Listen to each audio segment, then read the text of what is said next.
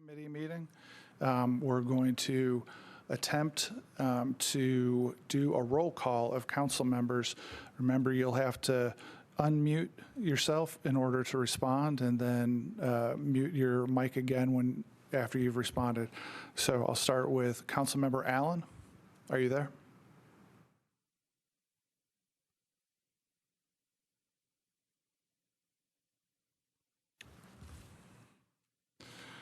How about Councilmember Benedict? Present. All right. Councilmember Druffel? Thank you. Councilmember Glover?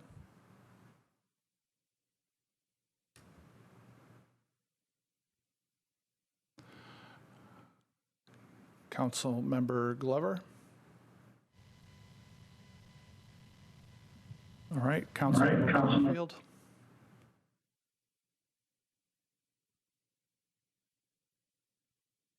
Sir. Is that you, Councilmember Porterfield? Yes, sir. This is Councilmember Porterfield. All right, thank you. Councilmember Rowe? Chairman. Yeah, is that Mr. Glover? Steve Glover. I was trying to use the phone. And this, so anyway, but I'm here. All right, Mr. Glover. Councilmember Roten, are you present? I'm here, Mr. Chair. Thank you. Councilmember Sledge?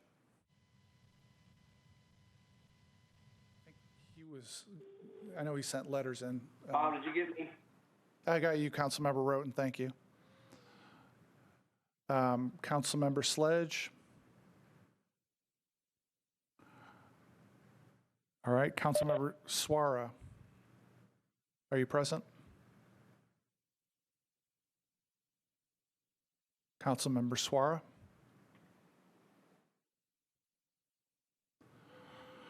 Councilmember Syracuse?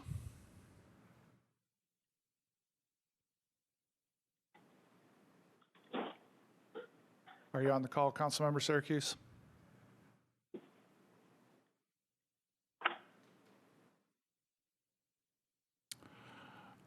Councilmember Toombs, are you present?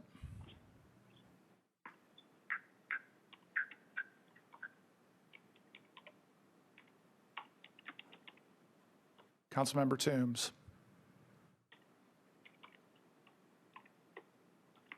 All right. Councilmember Vercher, are you present?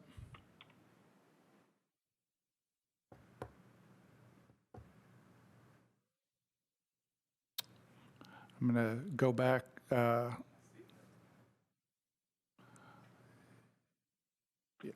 know, but we're on like 5 in a row who haven't responded. So I'm going to try the folks we didn't hear from. Councilmember Allen, I see you in the list. Are you present and able to communicate with us?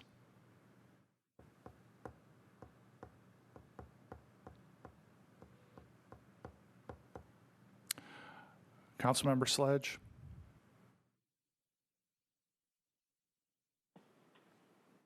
I can't hear you.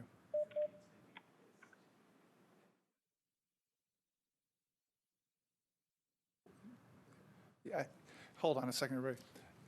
We need to call roll, so them being on the list.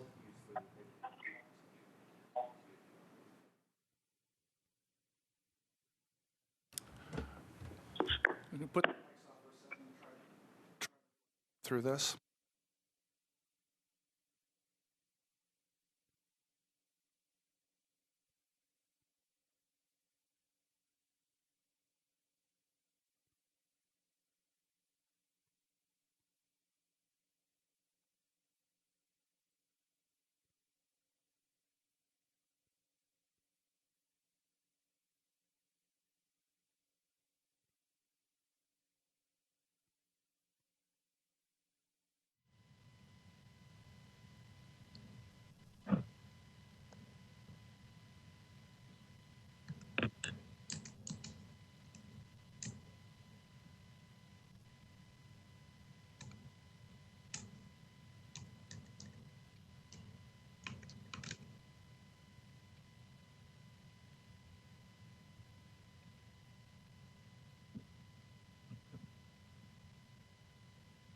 Everybody still working out the logistics. I'm going to go back to the folks I haven't heard from yet. Councilmember Allen?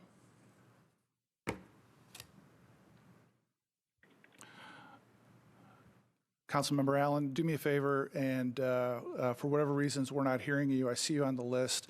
If you're having technical problems, please email Council Director Cooper or Slade, please.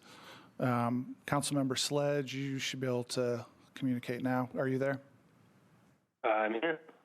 Thank you. Councilmember Suara?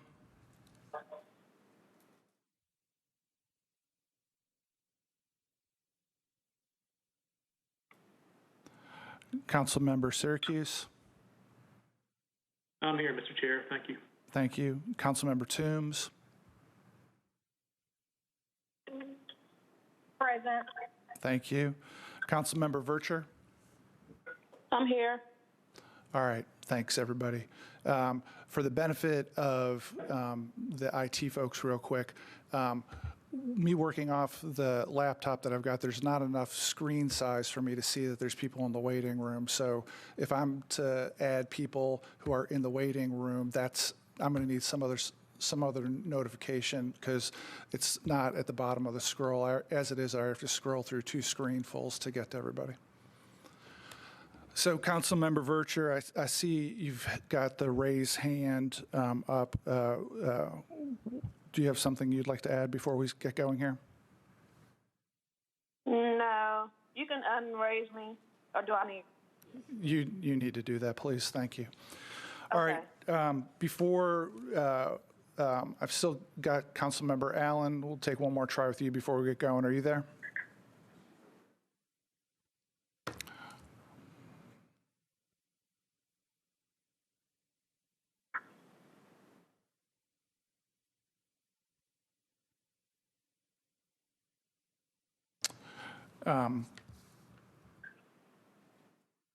Councilmember Allen, I can't figure out how to make it so you can be heard.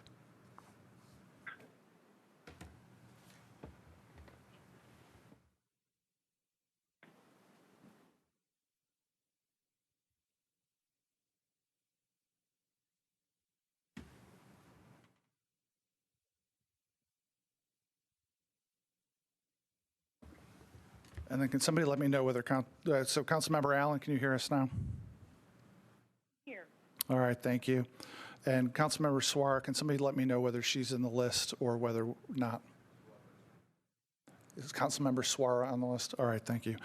Before we get going on this meeting, I need the motion we've been doing before these start. I'll read the motion and then ask for somebody to make the motion in a second. The motion would be, I make a motion that this committee meeting agenda constitutes essential business of the Metropolitan Council and that meeting electronically is necessary to protect the health, safety, and welfare of Tennesseans in light of the COVID-19 outbreak. Is there a motion? So moved. And a second? Second. Second. All in favor, say aye. Aye. Any opposed? Aye. Any opposed? All right, seeing none opposed, not hearing anybody opposed, that motion carries.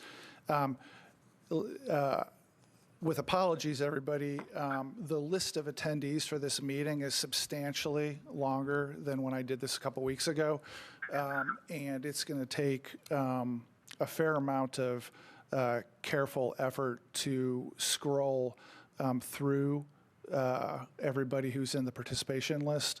It is dramatically lengthier than last time. So I'm going to do my best to go slow and make sure I look up and down the list to find out whether anybody's got their hand raised for any particular motion.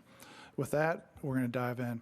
Resolutions. Resolution RS 2020-202, Mendez, Murphy, and others, approves an intergovernmental agreement between the Tennessee Department of Transportation and the Metro Public Works for signal maintenance for I-440 traffic operational deployment of Blue Toad Spectra power over Ethernet data collection devices. Is there a motion? Move approval. Thank you. A second? Second. All right. Second. I'm going to call Mr. Sledge first.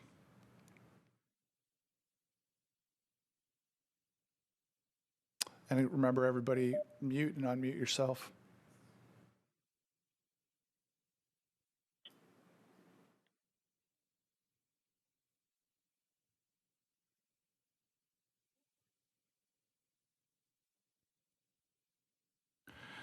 I'm being advised to reread the resolution. Resolution RS 2020-202 approves an intergovernmental agreement between the Tennessee Department of Transportation and Metro Public Works for signal maintenance for I-440 traffic operational deployment of Bluetooth Spectra power over Ethernet data collection devices. Is there a motion? I move approval. All right, it's been moved and seconded. At this point, I see one hand raised. Remember, you all have to unmute and mute yourself. Two now. Start with Mr. Sledge. Thank you, Mr. Chair. So this is a piece of legislation we've been deferring a couple times in this committee. I've been making the motion to defer it because I've been trying to get some of the answers to the questions that were submitted to Blue Toad, and then I think were discussed in the public works, the traffic and parking committees before getting to us. I should note before I ask my questions that I think this has a disapproval in a committee, so I don't think it was on our consent agenda tomorrow anyway. So all this to say, I continue to have issues with the fact that this technology captures data that even though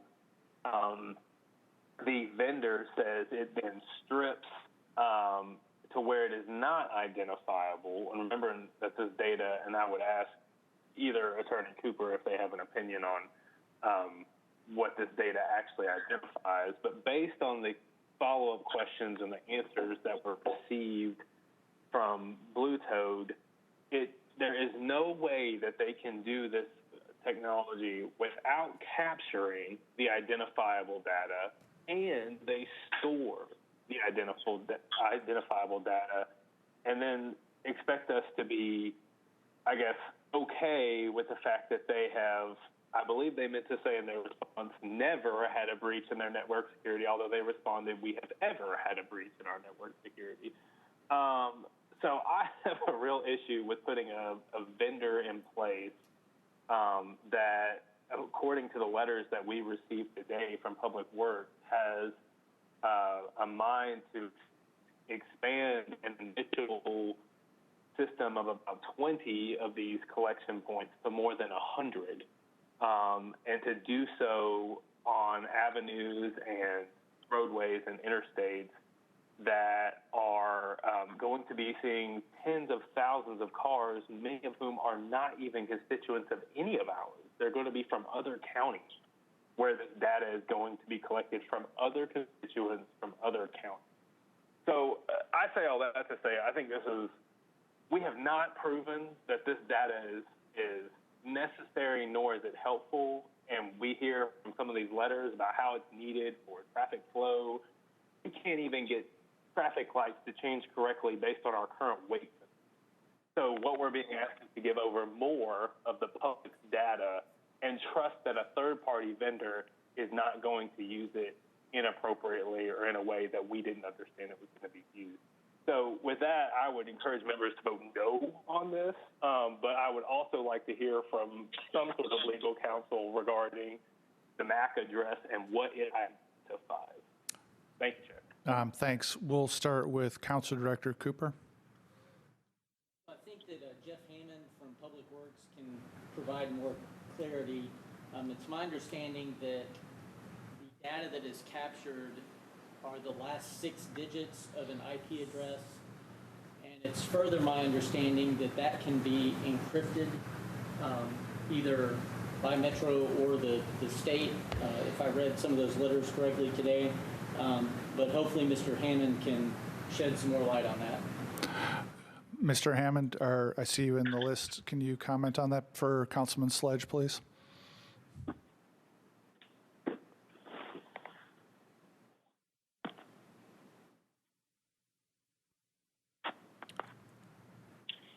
Mr. Hammond, you need to, there you go. Okay. I can, thank you, Mr. Chairman. This is correct in that it does capture a portion of a MAC address. Every Bluetooth-enabled device, whether it's a cell phone or a tire pressure sensor or any kind of device transmitting a Bluetooth signal would be picked up by this technology. These are located at intersections, generally no closer together than about a quarter of a mile away. So that's as accurately as we can put any Bluetooth signal. And that's all we need really for what this technology is intended to do, which is capture travel time and speed data, as well as some origin destination data if we so choose. What it captures actually is, as was mentioned, 6 digits of a 12-digit MAC address. So we cannot definitively place any one individual. No Metro staff has any access to any of that information. So we can't see any kind of identifying information at all, nor do we need to. We're simply interested in the aggregated traffic flow from intersection to intersection.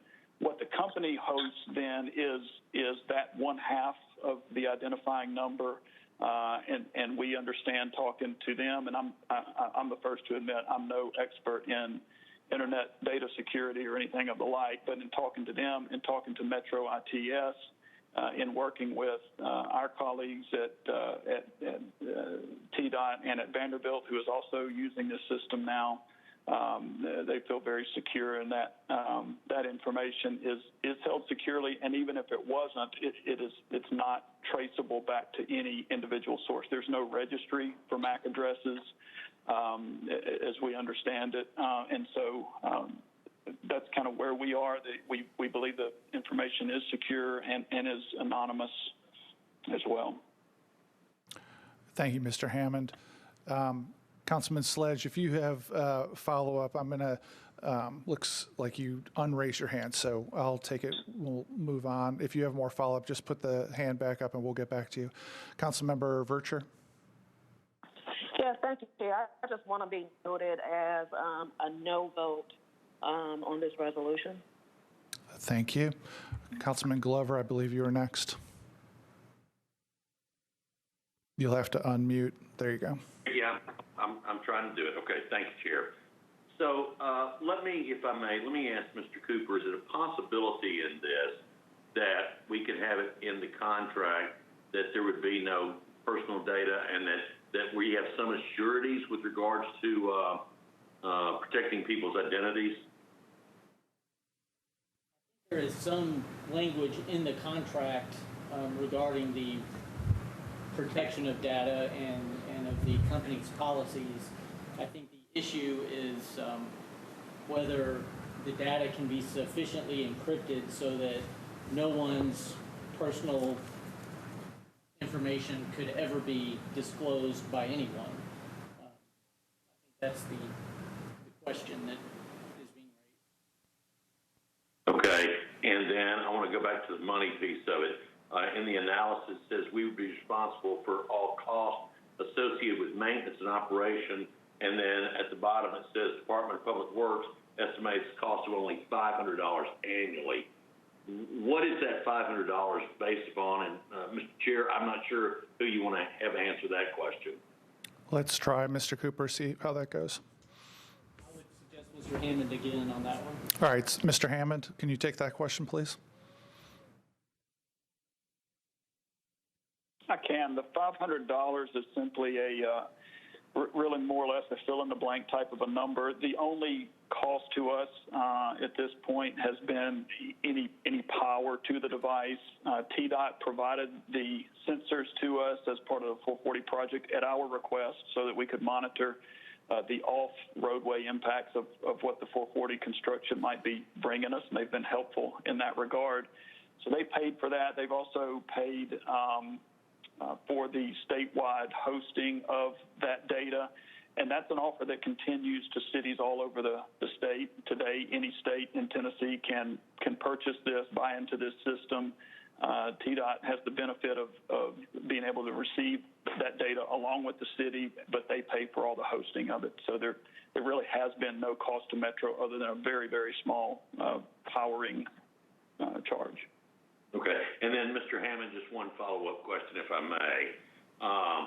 So the agreement and the working relationship between our Public Works and TDOT, are you guys comfortable in Public Works that the protection clauses and everything that's available and already operational are satisfactory?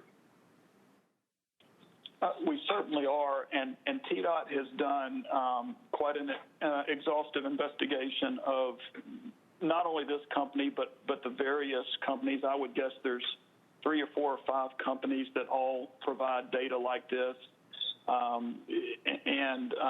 They've looked at all service providers, not only for the quality of data, the number of matches that you get, which adds to the quality of the data, but the security aspects of that as well. Okay. Thank you, Chair. Thank you, Councilman Glover. Councilmember Porterfield.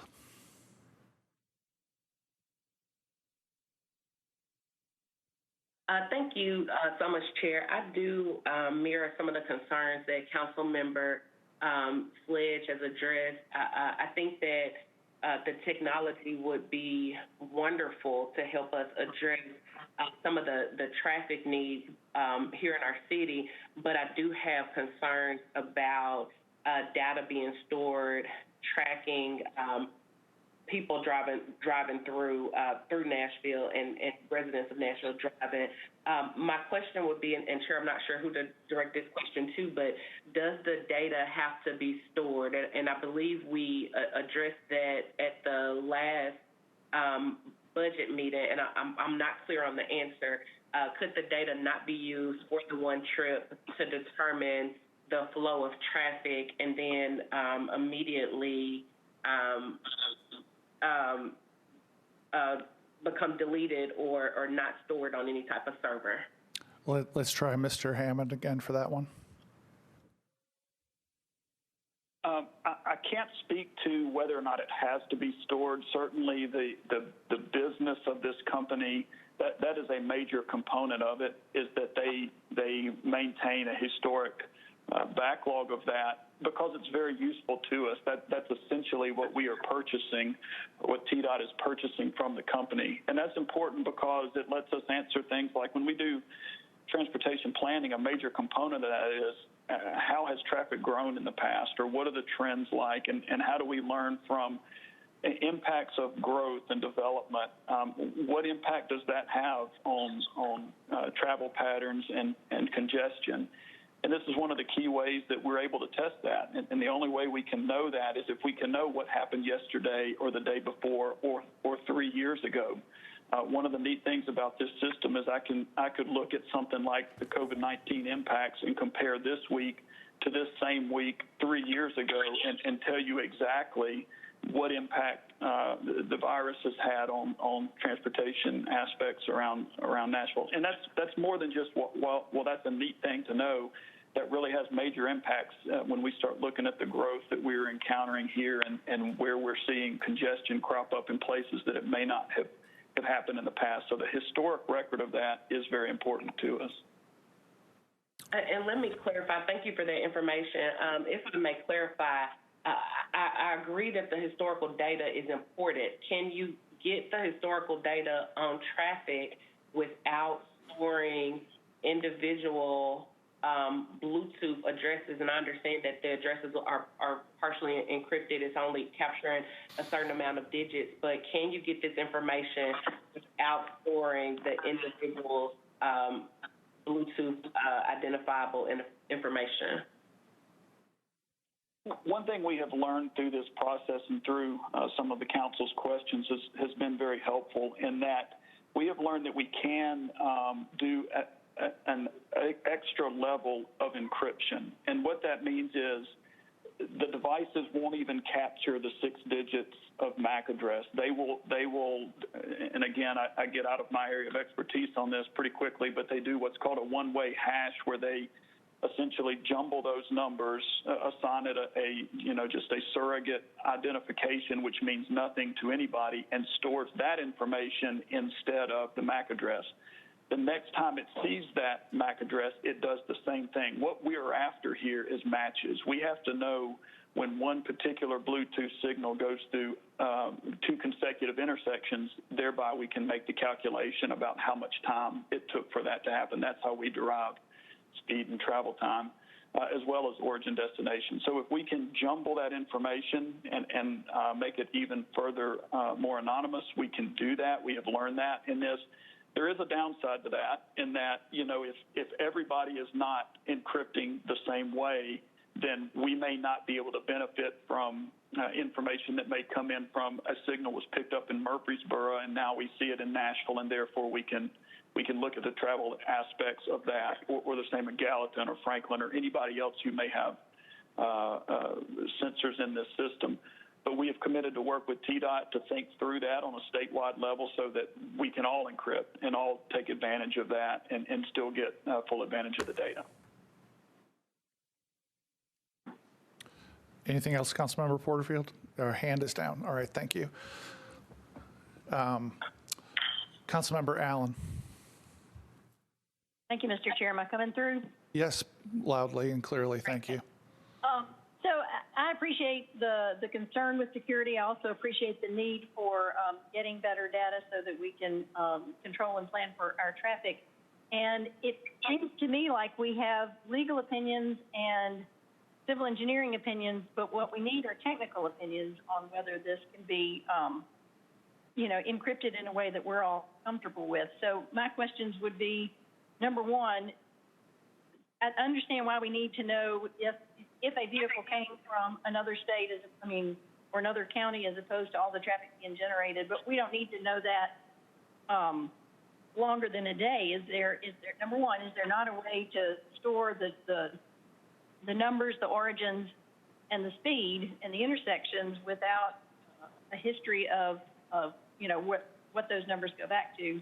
And number two, is there a technical expert somewhere in this room that can address the technical questions that keep being asked and being answered by lawyers and engineers? I'll pass that to Mr. Hammond and see what he says.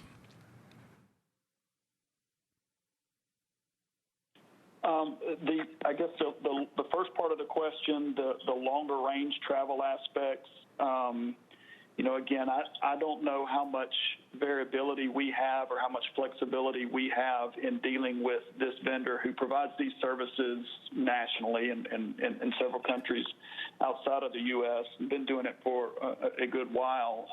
How much we can customize our system here to be able to provide certain information or hide certain information or just expunge it and make it totally unavailable. I don't know that. It's not part of the normal course of their business, but I don't know that they can't do some sort of a custom change for that. I would say, even though it is coming from outside of Davidson County, it continues to be very useful to us. One of the things that, and from a historical aspect as well, one of the things that TDOT is working on that I think they made mention of in their letter is a pretty major project along the I-24 corridor that affects not only I-24 but Murfreesboro Road, and so we will have really good information using this same type of technology all up and down through southeast Davidson County, and this is really the only way we have to monitor this type of information at this point. And so our ability to, whether we do it now or it's 2 years from now or 5 years from now, be able to impact traffic at a real-time basis is really dependent on the immediate response we get from this system, but having that historic record is very important as well. Councilmember Allen, any follow-up questions? No, again, it would be helpful in this discussion to have a technical expert from Metro who could explain to us whether they're comfortable with the encryption that's being discussed. And I think this is a good thing. I would like to be able to support it.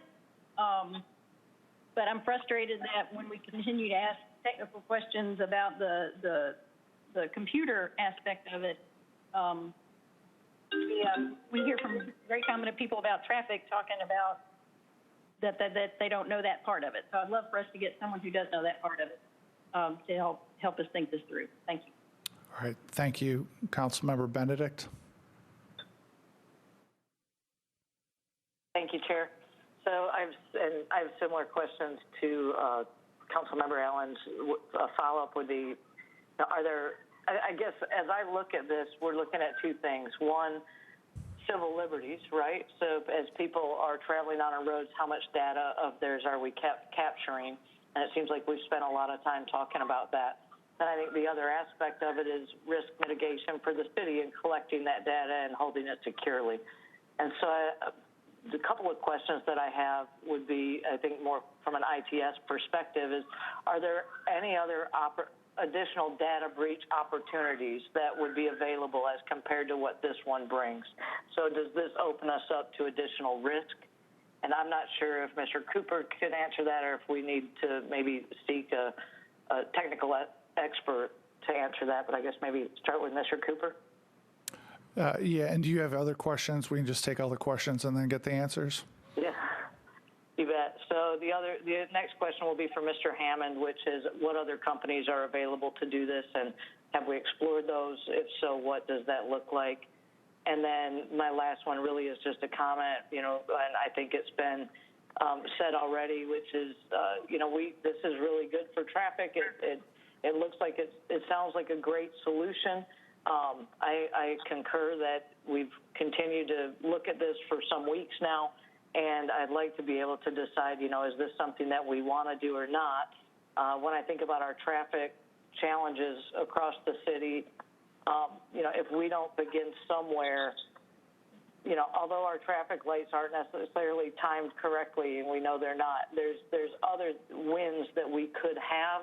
But why don't we start somewhere? How do you eat an elephant one bite at a time? And this is a bite that we could take, in my opinion.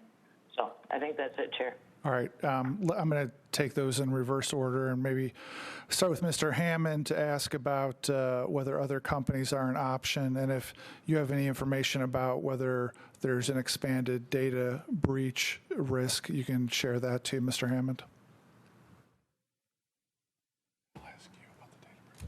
I know of a couple of other companies. Tyco, which is a pretty major company, does the same type thing. All of this uses the same technology, Bluetooth technology that is picking up at an intersection basis. Blinksy is one that is a pretty small outfit, begun in Utah. They've been to talk to us as well as TDOT. And the last one I know of is called Deep Blue. But all of these use the same type of information. There are multiple providers, and again, we and our partners at TDOT have evaluated those.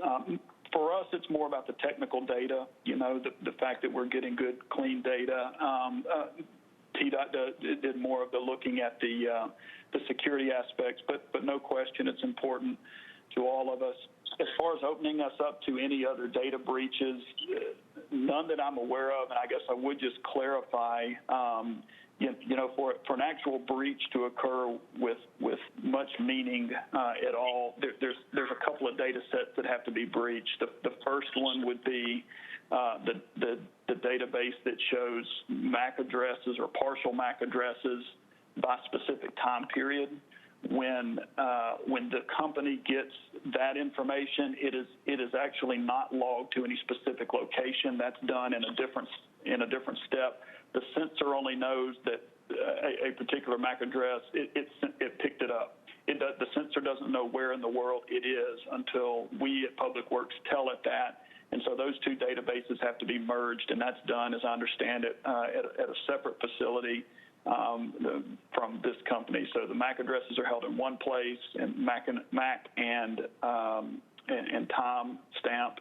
The location data is merged in at a different location, and all of that is compiled to usable data for us, and it's just held in the cloud. We have no access to that. I don't know if that speaks to any additional breach opportunities, but I would say it was a multi-step process that would have to happen for any of that information to be compiled and put to use to anybody. Thanks, Mr. Hammond. Mr. Cooper, have you got anything to add about the data breach risk? No, since it's not Metro's data, it's my understanding that the company holds the data in two different places, so to speak, and it's not Metro's data, so I don't see that there would be a risk for Metro. Thanks. Councilmember Benedict, anything else? One more follow-up for Mr. Hammond. Is there an actual hard cost if we don't do this? Mr. Hammond. For instance, sending people out in traffic studies and things like that? There is, if we want to replicate the type of data that this provides us with. I've itemized some of that in the letter that I provided from the one that's entitled Metro letter of support. And what I talk about there is if we want to know what speeds are like, particularly with historic speeds, it's almost impossible. But with speeds or travel time, the way we do that now is we commission an engineering firm to go out and do that. And when you drive across those tubes in the road, that's a lot of what we're capturing. We're trying to capture speed information. We can do that only from a very limited basis because of the cost of that. It also puts personnel out in the road nailing those tubes down. And on a road like Nolensville Road or Thompson Lane or Wedgewood, where we have these sensors now, that becomes a pretty dicey proposition. So, we're able to get much better data running 24 hours a day, 7 days a week, and have all of the benefits of that for a very, very low cost. Councilmember Benedict. Thank you, Chair. Thank you. All right, we've been through everybody once. We've got a couple repeat hands again. Councilmember Sledge. Thank you, Chair. And I just want to follow up on a couple items that have come up in this, what I think is a very good discussion. I think one of the biggest problems I have is that there could be every quote unquote assurance made about anonymous data and encryption and whatever it might be, and just time and time again, it has been shown historically that those promises don't hold up. And there is, to Councilmember Allen's point, there is technical data. There has been research done in the last 12 to 18 months nationwide that shows how easy it is to take basically any data set and strip anonymity from it, because there are so many data sets out there. And Mr. Hammond is right, and in this Q&A that Blue Toad has put forth, they're right. Our devices, whether it's a car Bluetooth or our phones or whatever it might be, they are leaking data all the time. And what that means is there are hundreds, if not thousands, if not tens of thousands of data sets that are available and can easily be matched up and take every bit of an anonymity and randomization out of this process. And I would ask my colleagues to think about, I think this is a question not of can, but should. Yes, we can do this, but should we?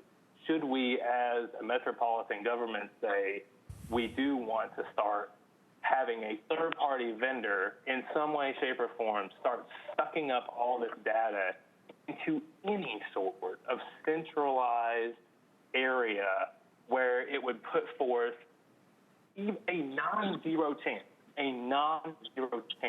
of that data becoming de-anonymized and also used for purposes that we could not even fathom being used for right now. And quite frankly, a few that we could.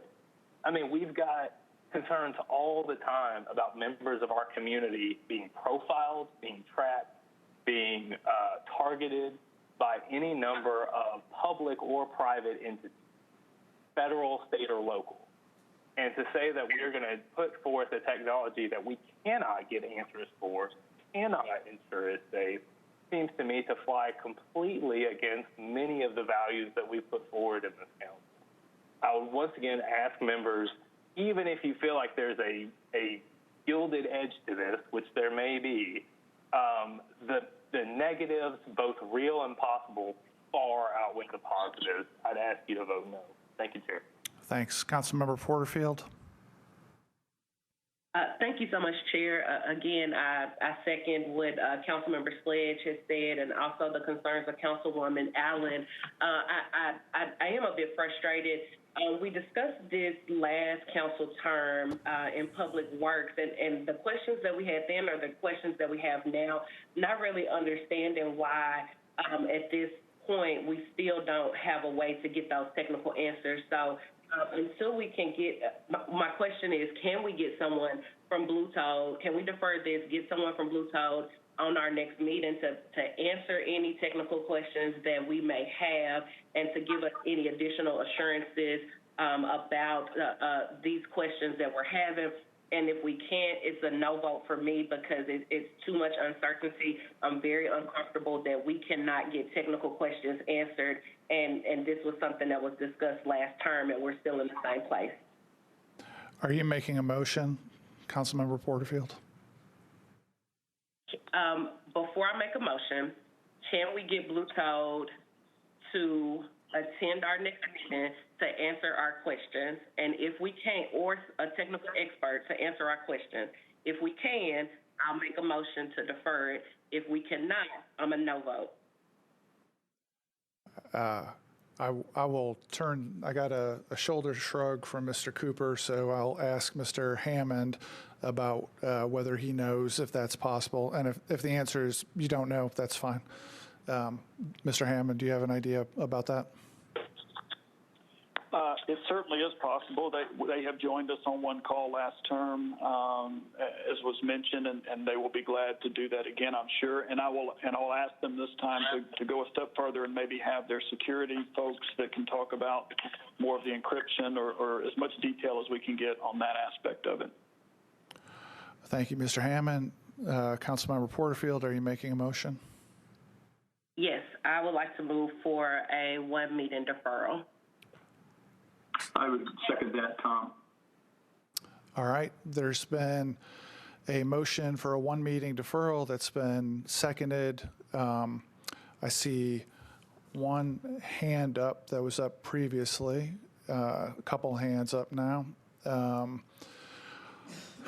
Discussion on a 1 meeting deferral. Councilmember Vercher, do you wish to comment on that? Chair, that was going to actually be my motion. All right, thank you. Then moving on to Councilmember Henderson, do you have a comment about the idea of a 1 meeting deferral?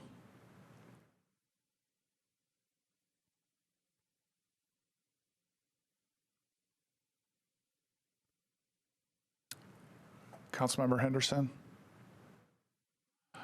We're not hearing you. Oh, there you go.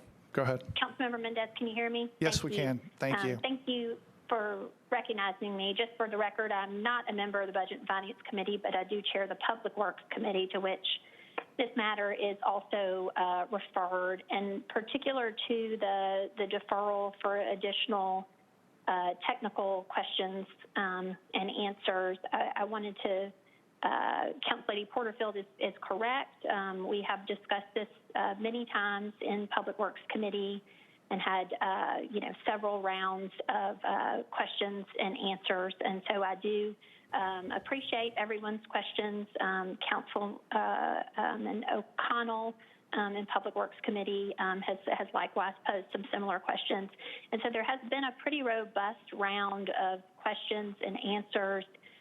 You all will have an email today with letters from staff, from Vanderbilt that uses the system, from Blue Toad, from TDOT.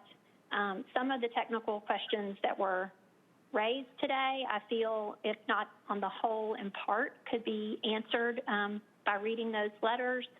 And we have had responses from Blue Toad previously. So I asked to be recognized, just Chair Mendez, because I think we're in somewhat of an awkward position where, Budget and Finance is discussing, the fiscal impact or the financial impact here rightly, and I welcome raising these privacy concerns as well.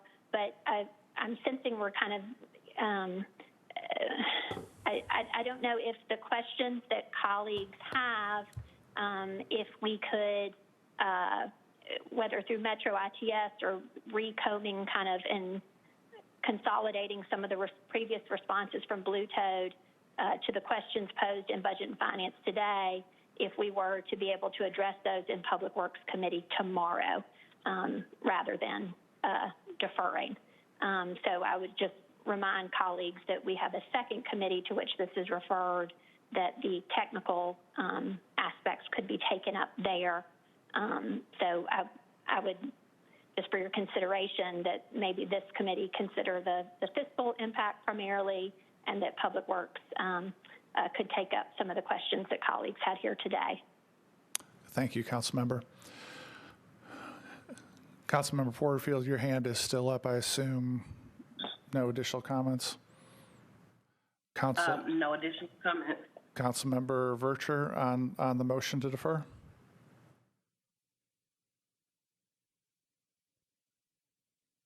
Yes, Chair. I am on the committee and just want to remind committee members in evaluating legislation, any type of intergovernmental agreement, without having those technical answers, we can't fully evaluate the fiscal impact.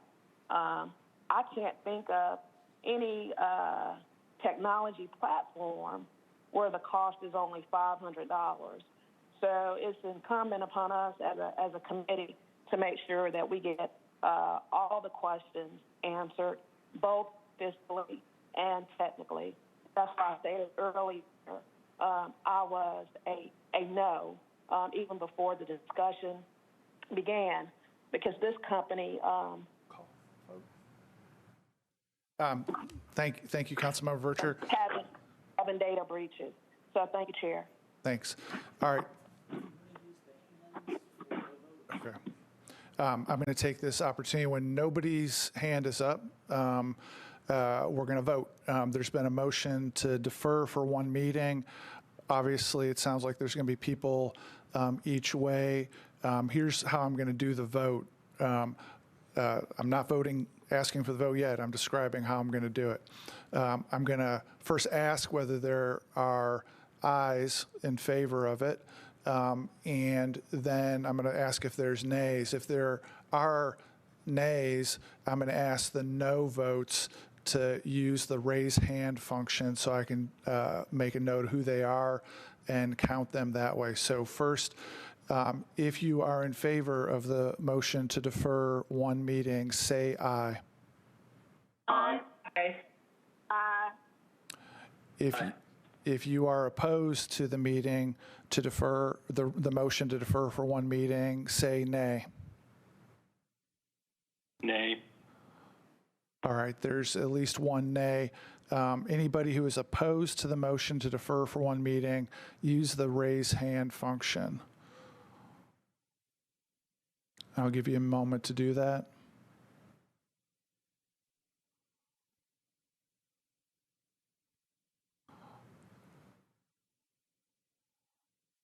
So, Mr. Cooper, I am seeing Councilman Glover with the hand raised, thereby indicating he's against the motion to defer.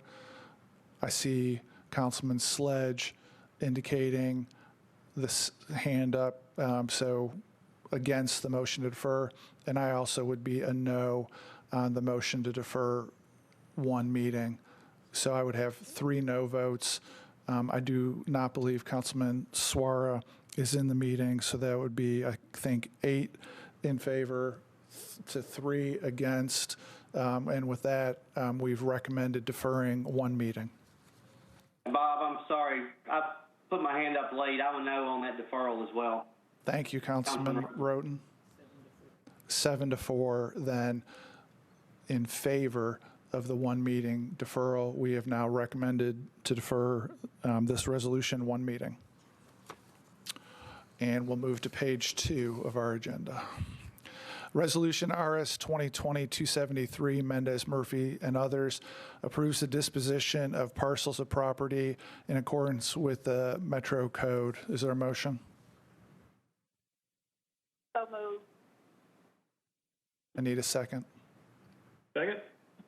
All right, I see a couple people with their hands still up. If that's left over from the vote, please lower it. Councilmember Allen, go ahead. Thank you. As always, I just want to make sure that none of these could be used as part of the Barnes Housing Trust Fund property. There were a few that are not small, so if there's someone that could either talk to why they're not appropriate to use for that program, or if the council member in districts could address why they feel like this is a better use, then I would just like to hear that. Thanks. Mr. Cooper, who's available for that one? Sean McGuire from Finance. Can you talk about that, please? Council lady, that is, I hope, let's see. Can everyone hear me now? Yes, sir. Okay, thank you. Council Lady, that is correct. These are deemed non-buildable lots. They have also, therefore, been ruled out for use by the Barnes Fund. The only way that they can get to this point to be before you is if, one, the Barnes Fund has ruled them out, and two, we have deemed them to be non-buildable. So they've been vetted. Thank you for that. All right. Yes, ma'am. Councilmember Sledge. Yeah, I just wanted to follow up. There are two properties in District 17. Mr. McGuire had reached out to me as well on those. I can tell you one, if not both of those, Councilmember Allen, are in a floodway, so they're nowhere close to being buildable. So just want to make sure everybody knew that they had been vetted. All right. Thank you, Mr. Sledge. Thank you. All right. Resolution 2020-273 has been moved and seconded. Seeing nobody else with their hand up, all in favor of recommending approval, say aye. Aye. Aye. Any opposed? We recommend approval. RS 2020-274, Mendez, Hager, and others, approves a grant from the Tennessee Arts Commission to the Metro Arts Commission for funding to nonprofit organizations to nurture artists, arts organizations, and arts supporters in Davidson County. Is there a motion? So moved. So moved. All right. Second. It's been moved and seconded. Mr. Sledge, your hand is still up. Is that for this? Nope, down. All right, seeing nobody indicating they wish to speak, it's been moved and seconded. All in favor of recommending approval, say aye. Aye. Aye. Aye. Any opposed?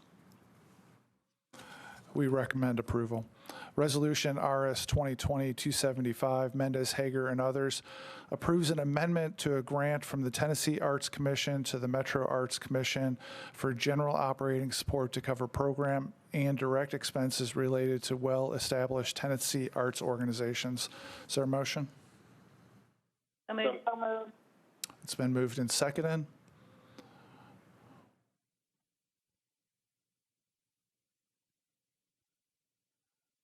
Seeing nobody indicating that they wish to speak, all in favor say aye. Aye. Aye. Aye. Aye. Any opposed? We recommend approval. Resolution RS 2020-276, Mendez, authorizes the Department of Law to compromise and settle the claim of Shondell Brooks individually and as next of kin of Aquila De Silva against Metro government in the amount of $35,000. Is there a motion? So So moved. moved. It's been moved and seconded. Council Member Vercher.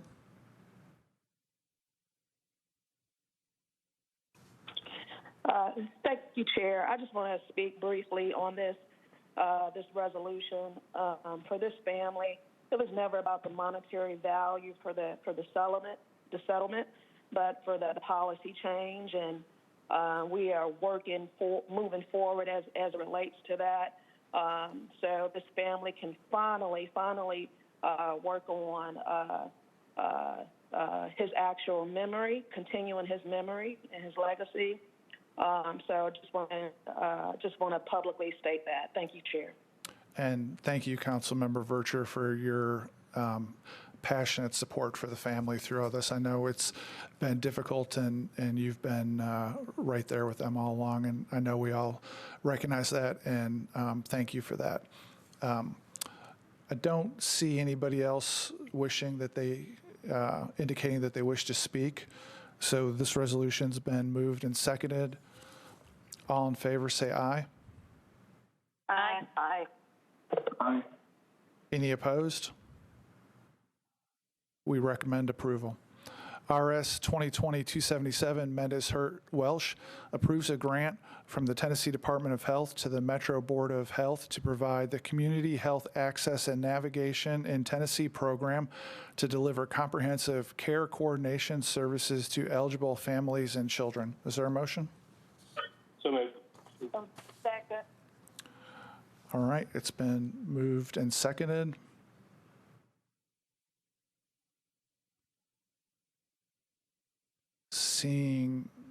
Hold on a second.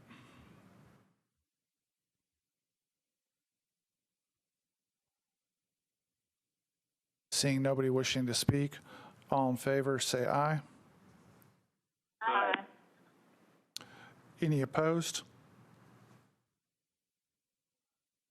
We recommend approval. Resolution RS 2020-281 Mendez authorizes the Department of Law to compromise and settle the property damage claim of Allstate Indemnity Company as subrogee of Jamie Stroud against Metro government in the amount of $21,555.58. Is there a motion?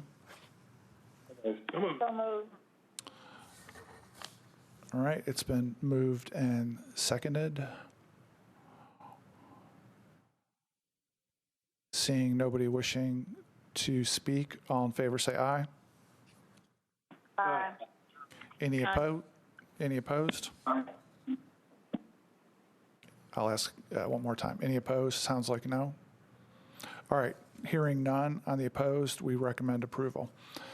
Resolution RS 2020-282 Mendez authorizes the Department of Law to compromise and settle the personal injury claim of Rosalind Rodriguez, a minor, against Metro government in the amount of $35,000. Is there a motion? So moved. Second. All right, it's been moved and seconded.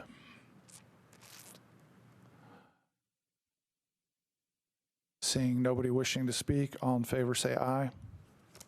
Aye. Aye. Any opposed?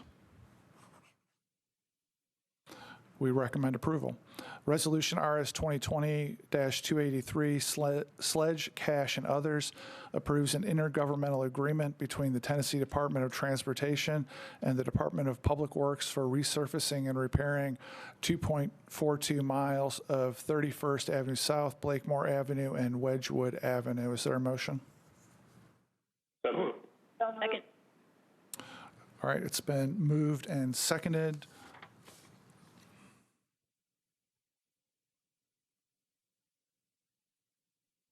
Councilmember Benedict. Thank you, Chair. This popped out to me because it's over $500,000, and I know as as this committee works through the challenges that face us between in the next 70 days or so, I just wanted to check in and see. I'm familiar with this stretch of road, and I certainly don't doubt that it needs this repair. I'm just curious, was this a part of the capital budget request, or how were we able to get this on at this time? I'm going to turn that to Mr. Cooper, but first, I just want to thank you for not asking whether there was going to be Bluetooth sensors embedded in the paving. Mr. Cooper? That'd be a nice ad. Sorry, Mr. Cooper. Thank you, Council Lady. I talked to the administration today about this, and it would be out of the capital funds for roadway resurfacing. But the reason that this is being put forward right now and is being supported by the administration is because of the 75% match by the state. And so therefore it's a good bang for our buck, and that was the justification for moving forward.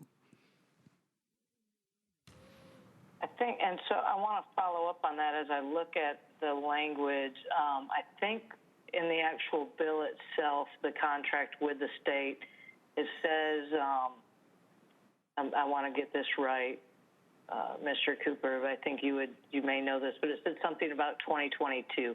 So for some reason, I'm thinking, as I'm searching here for that, that it had something to do, So work to begin as soon as possible and to be completed on or before November 30th, 2022. Does that allow us any opportunity to hold on to this $500,000 for right now and still get the 75% match, but work on a timeline that, again, will allow us to keep this money in the upcoming year budget or in the current year budget and still get the work done with a 75% match? So as I as I looked at the agreement, all of these state agreements have a termination date that's a couple years out, saying that the project has to be completed by a date certain. But since these are capital dollars that have already been allocated for the project, I don't know that holding it would accomplish anything, but I would defer to Public Works for that explanation.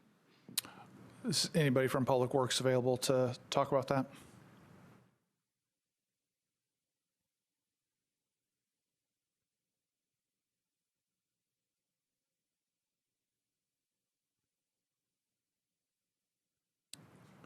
This, Ms. Wallstrom, are you on?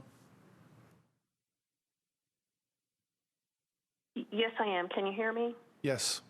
Did you hear Councilmember Benedict's question? Normally with these kind of agreements, since this is a 75% match by the state, I would have to go back and check. I don't know if the state is doing this or if we are doing this.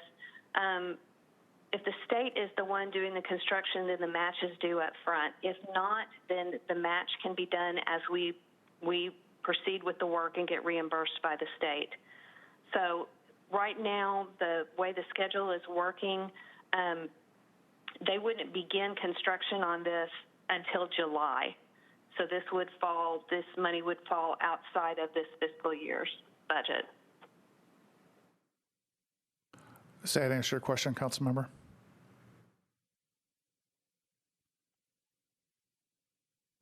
So not exactly, Chair. So I'm sorry, I'm thinking through this, and I guess since it is capital dollars, I still just keep coming back to in my mind, are there other capital requests that are paramount to this stretch of road? And again, I know the stretch of road, I'm really familiar with it. It gets a huge amount of traffic, certainly outside of COVID-19 scenarios, things that we're going, the pandemic that we're going through right now. But it's I know it needs it, but I'm just curious, are there other needs that we have that are more pressing that would serve Davidson County residents better than spending $500,000 on this right now? And so the other part of that is, does the TDOT program allow us to do this later? As in, would that 2022 date get extended if we decided to kick this to following fiscal year after the upcoming one?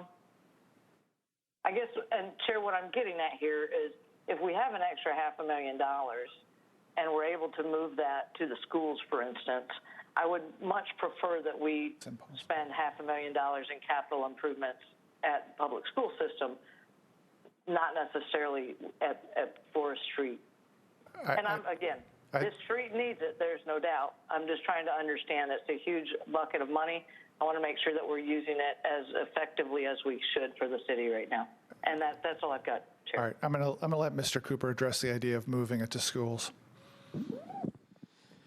So this is coming out of the allocation for street and roadway maintenance and resurfacing. It could not be used for schools' capital projects. The money has to stay within the allocated bucket within the capital spending plan. So it could possibly be used for another roadway project, but it could not be used for schools projects. All right, I'm going to head to Councilman Sledge. I think you were next. Thank you, Chair. And just some context on this one. So obviously, Wedgewood to Blakemore to 31st, all then my and Councilmember Cash's district, and maybe get to some others by the end of it. And it is, as Councilmember mentioned, it's a pretty hefty capital need. I think what some others may not realize that in previous capital budgets, we have actually allocated the funding for the redoing, essentially, of 12th, which also taps into state money. So there is a state paving fund for 12th, and then the state paving fund for Wedgewood, in which, for those who don't know, they intersect. And getting these two timed appropriately would actually be quite beneficial in order to get these road improvements done sort of concurrently, even though they're under different contracts and were budgeted in different years. thereby minimizing impact on the many, many residents who live on those two streets, and hopefully doing things in an efficient manner, not just financially, but also operationally. So that's my colleagues to support. Thank you. Councilman Glover. Chair. So I'm just going to reaffirm what Mr. Cooper said, because I thought that's what I thought I understood. So this money can only be used in this way. It's already been allocated under the capital spending plan. And so my final question is this coming out of capital, or is this coming out of operational money? Mr. Cooper. Capital. Okay. Then for me, that answers the question. Thank you, Chair. Thank you, Councilman Glover. Seeing nobody else in the queue, we're on resolution RS 2020-283. We've got a motion to approve. Nobody else indicating they want to speak. All in favor, say aye. Aye. Any opposed? We recommend approval.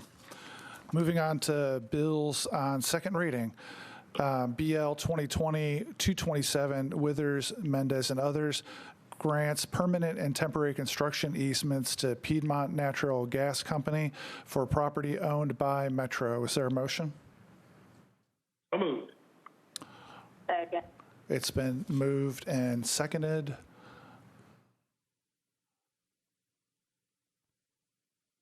Councilmember Allen. Thank you, Mr. Chair. Just a question about landscaping requirements. Since this goes through public area, is there any requirement for replacing trees or landscaping, or how is that handled? Mr. Cooper, do we have anybody here to talk about that one? Mr. McGuire with public property may be able to. Mr. McGuire, are you on still? I am. Councilwoman Allen, can you repeat the question, please? I just was trying to get information on the landscaping requirements when this is done. Is this something that impacts? It looked to me to be areas that impact green space, and I would just like some assurance that when it's done, it will. There's landscaping done to make sure that it is still pleasant green open space.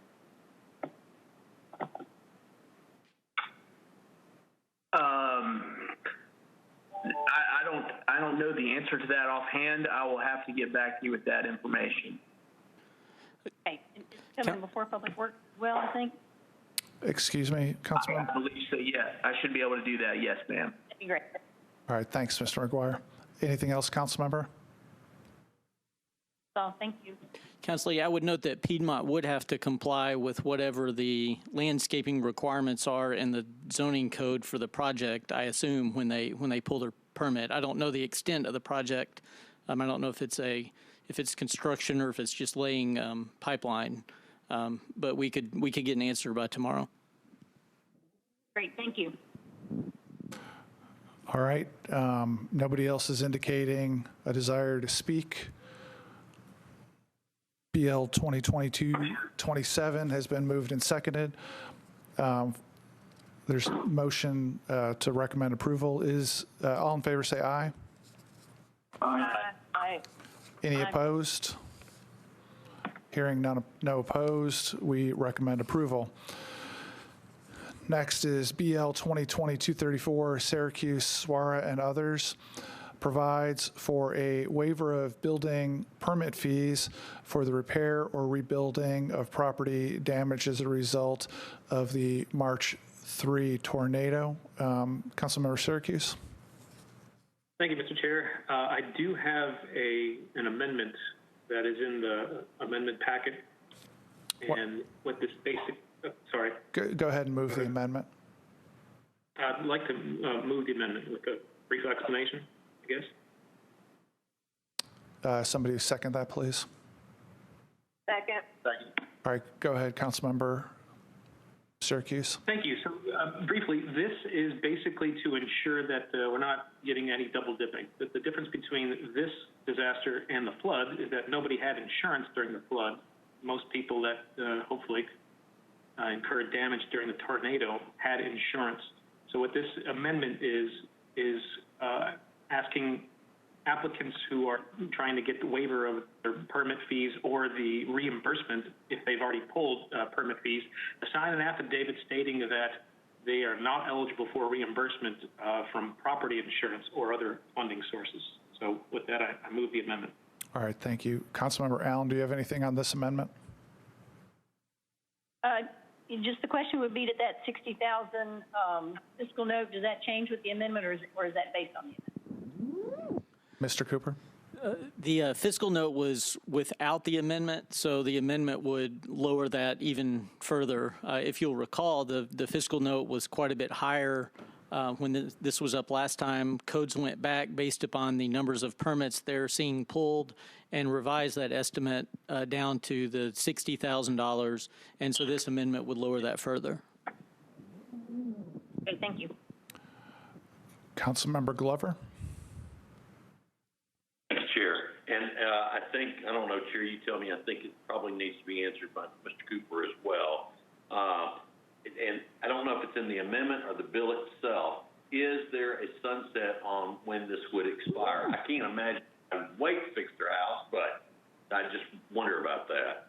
Yes, sir. The permits would have to be pulled before June 3rd of this year. Okay. And it was probably there, and I missed that detail. Thank you, Chair. Thank you, Mr. Glover. All right, we've got a motion to add the amendment. It's been seconded. All in favor, say aye. Aye. Aye. Aye. Aye. Any opposed? All right, the amendment passes. Councilmember Syracuse, would you like to move the bill as amended? Thank you, Chair. I move the bill as amended. Second. All right. I'm not, Mr. Glover, I'm assuming nothing else to add? All right, seeing nobody indicating they desire, no, Councilmember Vercher, go ahead. Chair, just a small request. Can we get a report back as it relates to the permits and the cost once we get to that deadline, so we can determine what that monetary amount of revenue loss was? Sure. Mr. Cooper, can you make sure that we get a report once that deadline passes what the actual cost was? Yes. Did I get that request right, Councilmember Vercher? Thank you so much. All right, great. So we've got the bill as amended. It's been moved and seconded.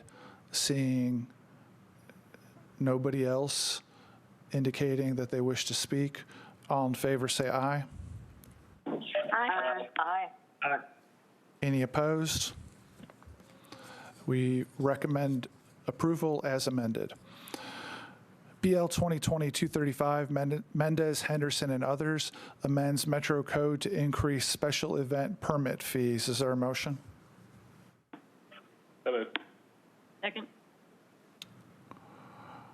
Councilmember Allen? Thank you, Mr. Chair. Can I get someone, either from Public Works, I guess, to talk about how this would affect neighborhood block parties, or just small events that in the past have been able to take place for $50? Thank you. I understand Ms. Wallstrom from Public Works is available for this one. Hi, this is Kristen Cumrow, Finance Manager with Public Works, and I've been tasked with answering any questions on this item. Okay, go ahead. Okay. We still have the block party permit available.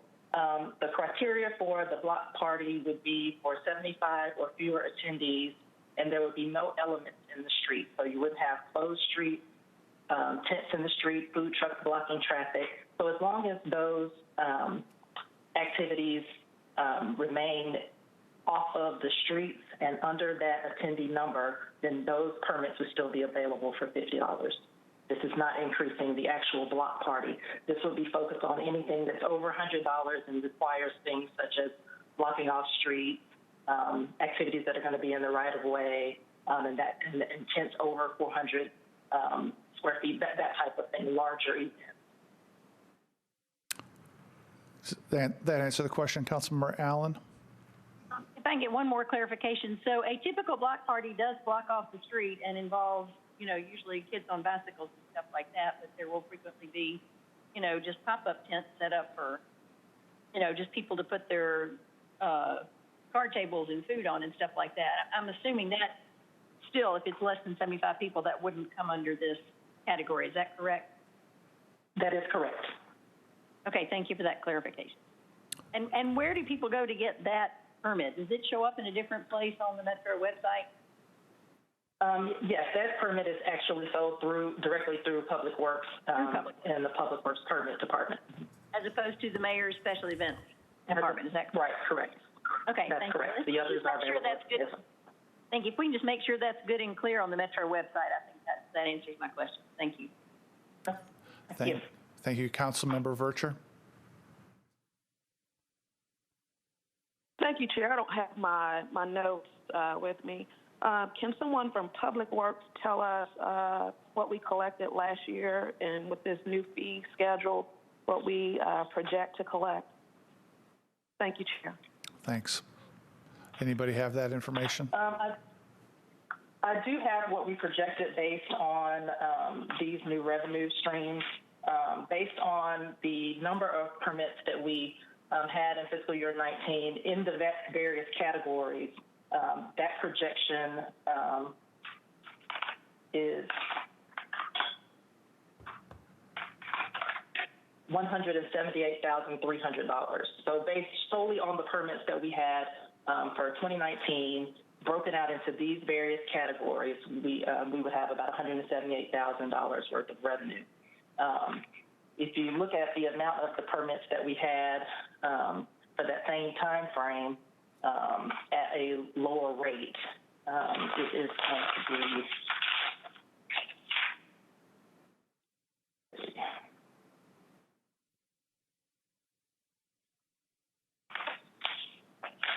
sorry, I'm looking through my notes here.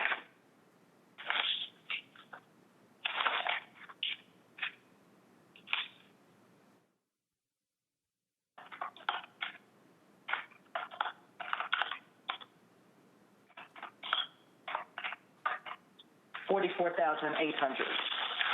So you're looking at more than double the amount of revenue, provided that we have those same level of events and the same types of attendees. Thank you so much, Chris. And I was just asking just to demonstrate. I know a lot of people think that the city gets rich off these new fee schedules, but in the larger scheme of things, in our overall budget, it is an increase, but it's not that significant. Thank you, Councilmember. All right, we're on BL 2020-235. There's been a motion to recommend approval. It's been seconded. I don't see anybody else indicating a desire to speak. All in favor, say aye. Aye. Aye. Anybody opposed? Hearing none, we recommend approval. BL 2020-237, Mendez, Henderson, Allen, approves an amendment to a contract between Waste Management, Inc. of Tennessee and Metro Public Works for the processing and marketing of recyclable material collected by Metro and extending the contract term through 2025. Is there a motion? So moved. Second. All right, it's been moved and seconded. Before council member comments, I'm going to hand it to Ms. Wallstrom from Public Works to go ahead and give us an explanation about this.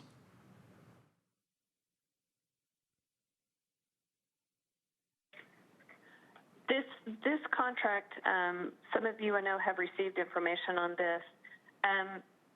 Because of what has happened with China and the amount of recycling that they are taking in, they are not paying anymore, or we are having trouble getting revenue in for our recyclables. That amount has dropped and the market has dropped significantly. Waste Management felt that this generated a cause for basically a governmental act that has influenced their business, and this was part of our contract with them. So they have come back and asked for an increase in the recycling processing fee. In the past, we have had so much revenue that has completely covered this, and we also had a zero floor clause in the contract. So at no time did we pay for the recycling, and in fact, at one point we were earning revenue. Because of the way the market has changed, Waste Management has come in, and they have actually negotiated with the administration on this item. It was elevated to that level, and at this point, the rates that we've negotiated with them and the way that the contract amendment is laid out is disappointing to a certain extent, but it is the best that we can do at this point without potentially discontinuing the recycling program altogether. Thank you. I've got a couple of hands up here. I'm going to work through them in the order that I saw them. Councilmember Allen. Thank you, Mr. Chair. Just one clarification. There's an estimate of about $2.25 million that we think it may cost for the upcoming year. Does that include the proposed switch to every other week recycling, and would that be reduced if we put that off for a while? Ms. Wallstrom. Yes, that number does include every other week recycling. If we delayed that for a while, the increase would be approximately $1.5 million to our best estimate, 1.5 to 1.7. Okay, thank you. Councilmember Glover. Chair. All right, so I'm trying to understand, in doing the extension through 2025, do we not feel like the economic conditions will change going forward? Number one, hopefully in a more positive light. And then secondly, is there room in here? I mean, if we do this, are we then stuck on paying this money for, from now until the end of the contract? Ms. Wallstrom. I believe that we can go back and renegotiate this and do another amendment to this contract. As part of this amendment, if the markets do change, the percentage of revenue that we will be receiving has increased. So in the past, our percentage revenue share was 50%. Going forward, it would be 70%. Okay, and so I mean, I'm just trying to understand. I mean, this is not an area that I'm familiar with on the business side of things, but so have we looked at other opportunities out there on recycling, or I mean, did we only have the one to recycle to? And I mean, I know they're saying they're gonna cancel the contract.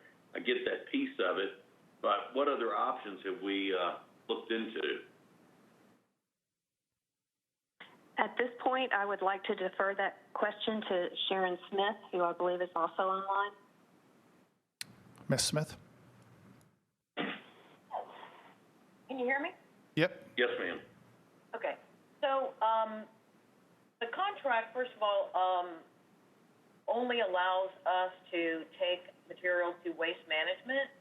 There is a few other recyclers in our area that take what we call source-separated materials. So they would take material that had already been divided up. What we get at the curb is all mixed together. So they would take just cardboard or just mixed paper or just plastic bottles. And but there's, unfortunately, in Middle Tennessee, only one company that takes the material like we pick up, particularly at our curbside, all mixed together. There is not another competitor at this time. Okay. Well, let me ask this question, if I may, Chair. What would be the damage in us looking at deferring this and realizing that we'd be getting back to this in 2 weeks? but to get some opinions on things, because in a time that I don't want to see us adding money to the budget, this apparently is adding and could be substantial, and so therefore I'm going to move that we defer it until the next meeting, if I could, Chair. All right, there's been a motion to defer. Is there a second to that?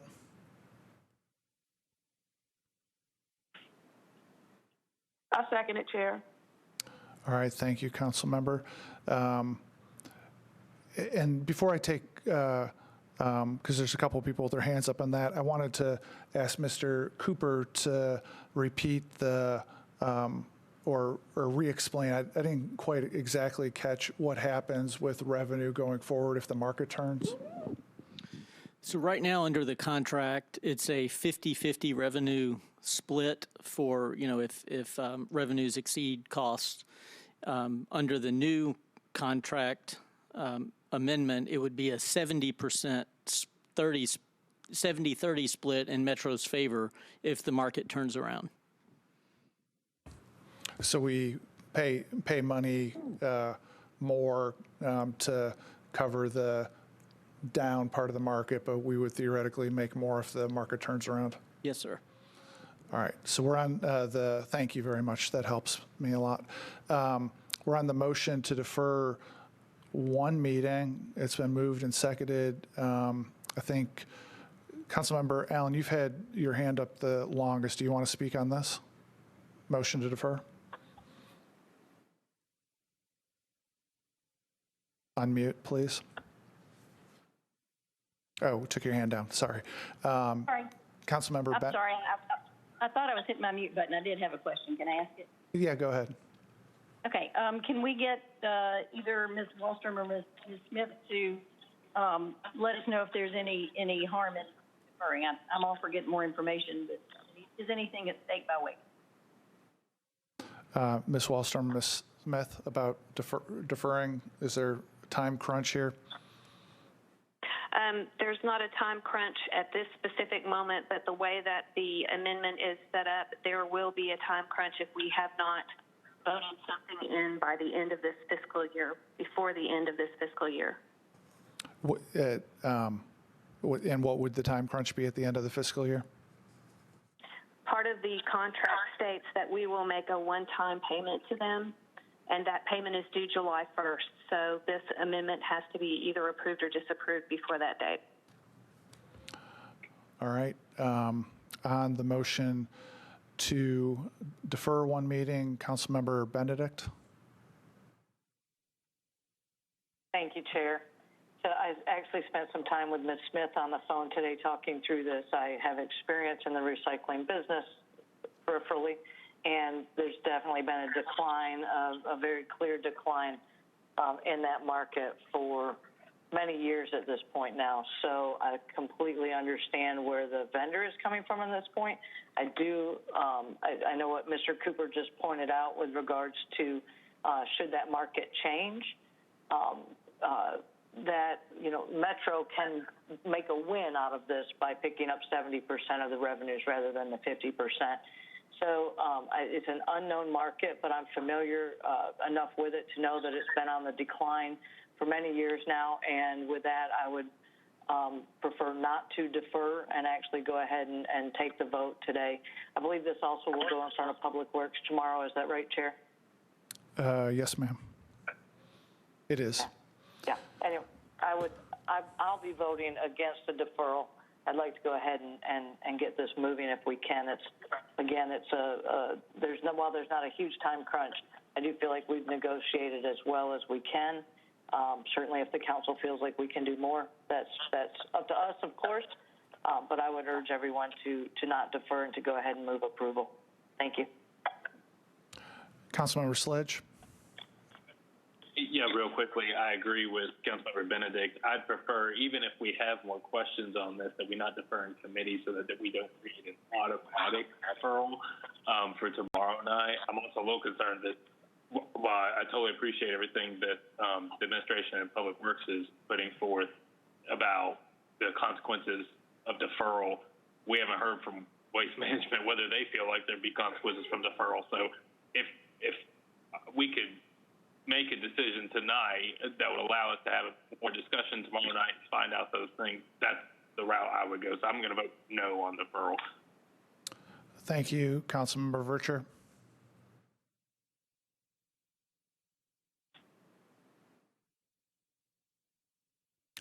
Councilmember,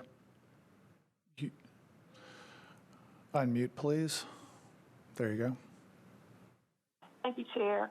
Can we have Attorney Cooper go over the numbers again? This will be an upfront payment of $1 million, and then before or by July 1, is there another payment? Mr. Cooper, can you go through the money aspect of this?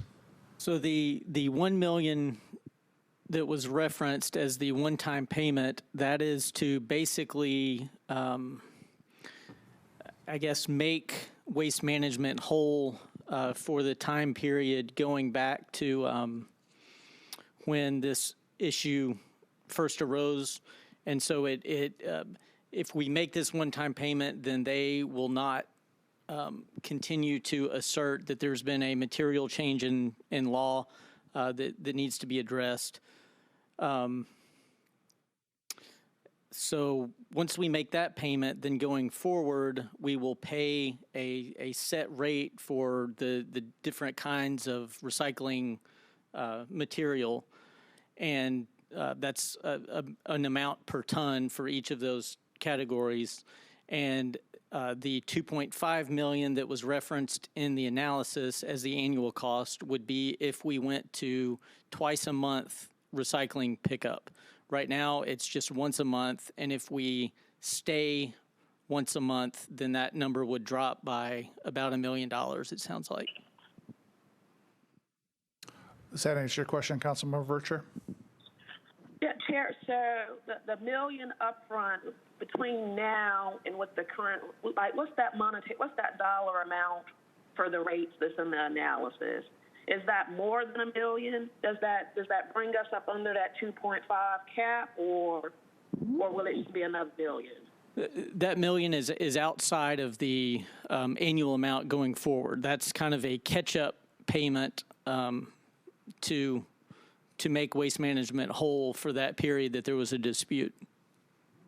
Gotcha. Thank you, Attorney Cooper. Thank you, Chair.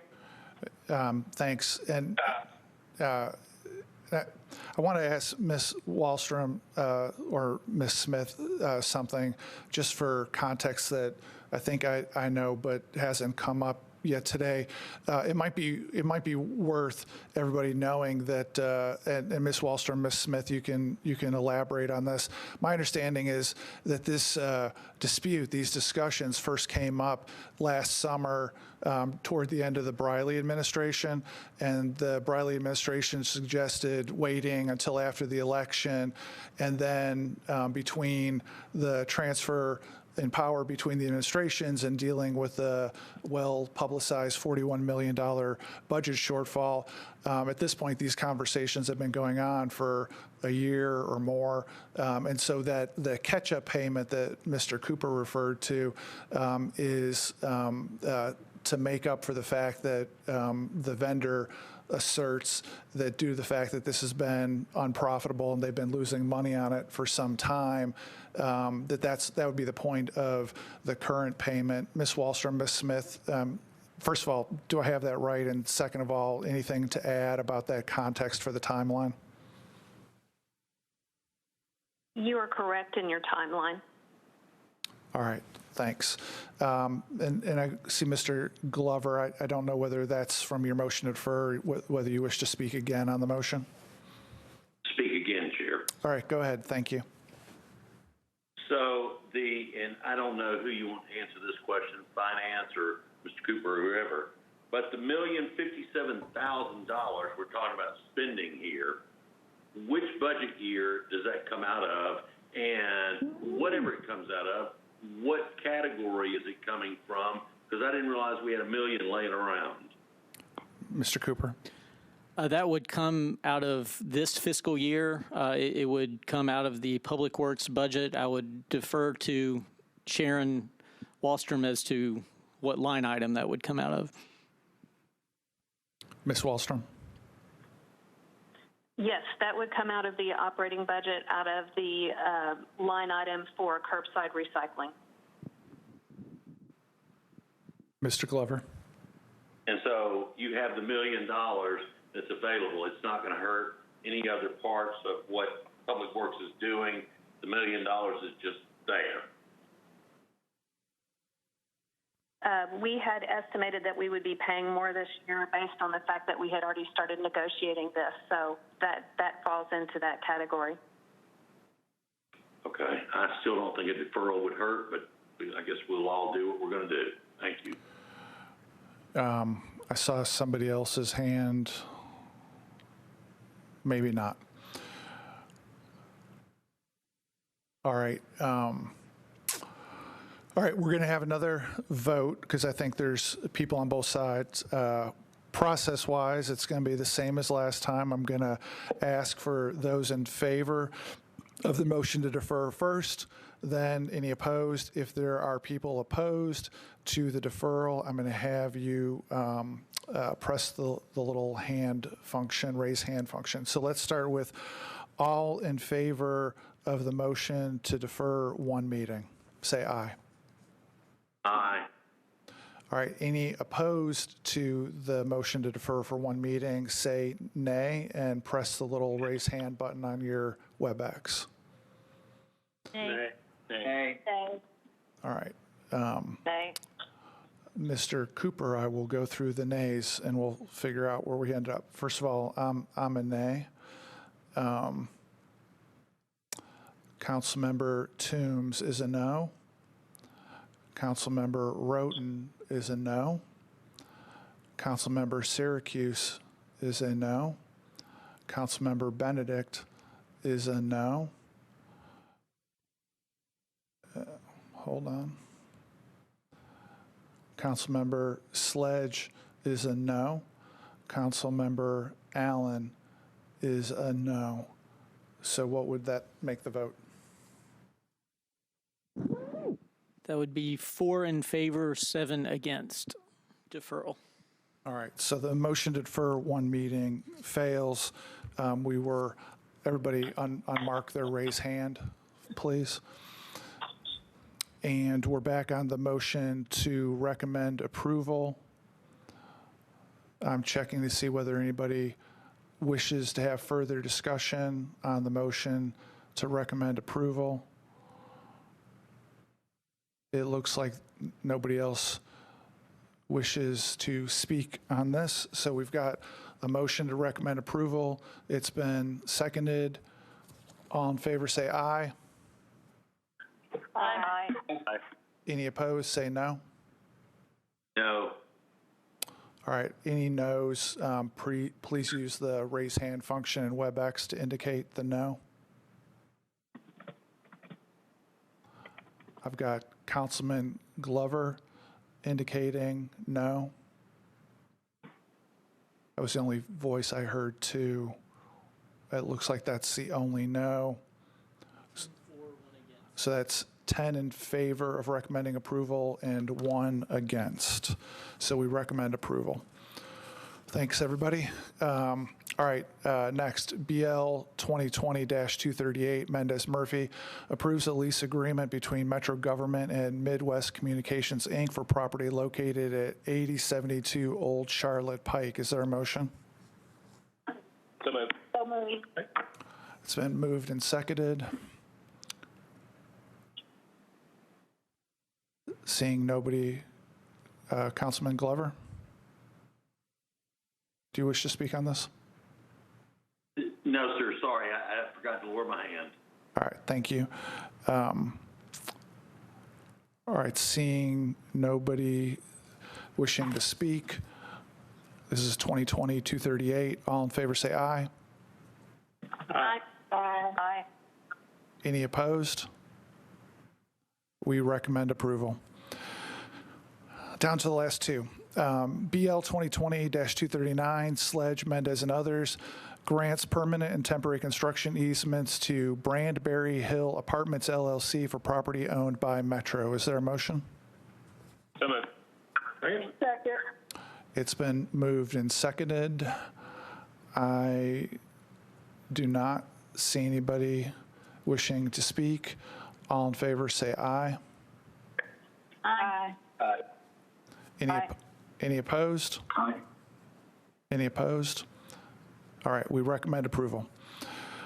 PL 2020-242, Mendez Henderson Allen, authorizes Metro Water and Sewage Services to enter into an agreement with Cumberland River Compact to fund initiatives established as a result of the consent decree with the Department of Justice and the state of Tennessee. Is there a motion? Second. It's been moved and seconded. It looks like nobody is seeking to speak. So all in favor say aye. Aye. Aye. Any opposed? Aye. Hearing none in opposition, we recommend approval. Before I sign off, because that's the end of the agenda, I'm going to get a little technical advice about what I'm supposed to do to hand this off.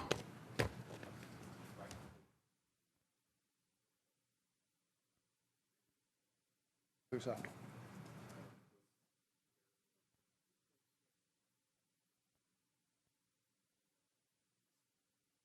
Okay.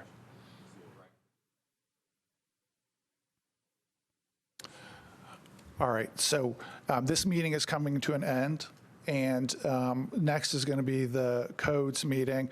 Councilmember Sledge is the chair of that. I'm going to do a little commentary to him here. Councilmember Sledge, at least for this meeting, we had as high as 55 participants in the meeting, and you, as the host, need to look to see whether there are people in the waiting room that need to get added. And at least in my version of WebEx, that is way down at the bottom. And I was letting people in intermittently through the course of the meeting. And before I switch you over to host, I see Mr. Druffel's hand raised. I'm going to find out whether he's got a comment about budget and finance or the next meeting. Mr. Druffel? Yeah, Chair, thanks. Question, with the budget looming in front of us very quickly, can we make a request to the mayor that we could start to see parts of what they're going to try to do? I know we're going to have a very tight time frame, but I'm looking at, and my constituents are asking questions already, the earlier we get in front of it, the better. Mr. Jameson is in the room, so I'm going to turn to him and find out whether there is yet a date and time for the budget presentation from the administration. That's all I have. Thanks. Thank you, Chairman Mendez and members of council. We are gearing towards a presentation on the 28th. I don't think it needs mentioning that this is the most fungible year we've ever had for a budget presentation. So I'm 90% certain of that date and presentation. If that should change slightly, my apologies in advance, but I think we're there.